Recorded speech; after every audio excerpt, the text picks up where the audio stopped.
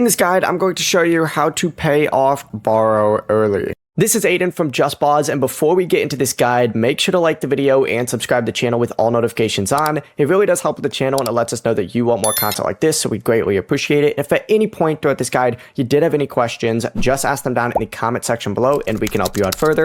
I'm going to be doing my best to reply to every single comment down there. Begin by opening up Cash App, and you need to tap the little borrow icon. You could do this by selecting the little icon right here over to the left and then scrolling down and selecting borrow. And once you're on the borrow icon, you need to just find your active loan and open up its repayment details. Then just tap make payment, choose the option to pay your full remaining balance instead of entering a partial payment. Review the payoff amount, select the available payment method, and confirm your payment.